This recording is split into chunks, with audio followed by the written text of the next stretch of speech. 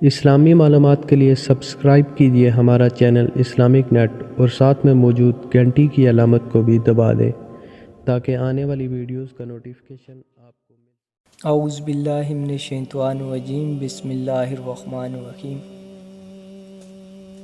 ایک منافق اور یہودی کے درمیان ایک زمین کے مسئلے میں اختلاف ہو گیا۔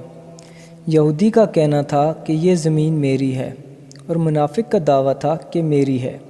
یہودی نے کہا تم مسلمان ہو تو چلو تمہارے نبی کے پاس ہی فیصلہ کرا لیتے ہیں۔ اب دونوں یہ مسئلہ لے کر آپ صلی اللہ علیہ وسلم کی خدمت میں آئے اور اپنے مابین اس زمین کے متعلق فیصلہ طلب کرنے لگے۔ تو آپ صلی اللہ علیہ وسلم نے دونوں کی گفتگو سنی اور دونوں کے دلائل کا جائزہ لیا۔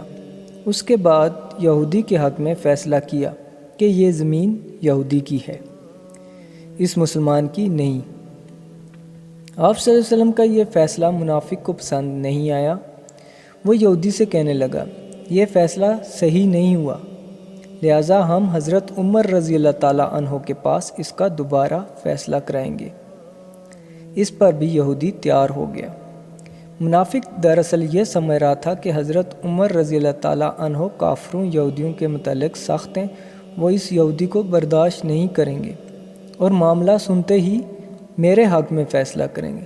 چنانچہ دونوں حضرت عمر رضی اللہ تعالیٰ عنہ کی خدمت میں پہنچے اور اپنے مسئلے کی تفصیل سنائی اور فیصلہ چاہا۔ یہودی نے یہ بھی بتا دیا کہ حضرت اس کا فیصلہ آپ کے نبی صلی اللہ علیہ وسلم میرے حق میں کر چکے ہیں، مگر پھر بھی یہ مسلمان منافق ماننے کو تیار نہیں اور اس نے دوبارہ آپ سے فیصلہ کرانے کے لیے مجھے یہاں آپ کے پاس لایا ہے۔ حضرت عمر رضی اللہ تعالیٰ عنہ نے پوچھا کہ کیا حضور صلی اللہ علیہ وسلم نے فیصلہ کر دیا ہے؟ جواب دیا گیا ہاں۔ حضرت عمر رضی اللہ تعالیٰ عنہ نے فرمایا تم لوگ یہیں بیٹھے رہو، میں ابھی آتا ہوں۔ یہ کہہ کر حضرت عمر رضی اللہ تعالیٰ عنہ اندر گئے اور تلوار لا کر اس منافق کی گردن اڑا دی اور فرمایا کہ جو آپ صلی اللہ علیہ وسلم کے فیصلے سے راضی نہ ہو اس کے حق میں عمر کا فیصلہ یہی ہے۔ اس کے بعد منافقوں نے شور مچایا کہ عمر رضی اللہ تعالیٰ عنہ نے ایک مسلمان کو قتل کر دیا۔ حضور کی خدمت میں شکایت لے کر آئے۔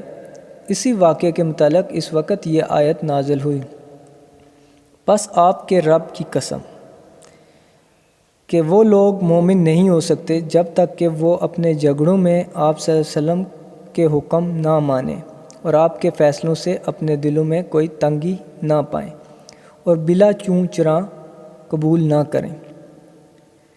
معلوم ہوا کہ دین کی بعض باتوں کو ماننا اور بعض کا انکار کرنا منافقوں کی علامت ہے، اور کامل مومن وہ ہے جو ہر بات میں رسول صلی اللہ علیہ وسلم کی اطاعت کرے۔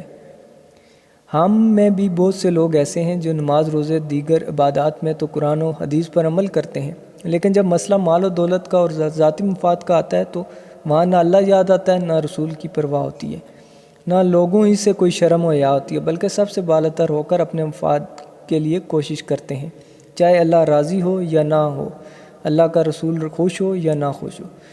تو دوستو، اگر ویڈیو پسند آئی ہو تو اس کو لائک اور شیئر ضرور کریں۔ مزید اسلامک ویڈیوز کے لیے ہمارا چینل اسلامک نیٹ ضرور سبسکرائب کریں۔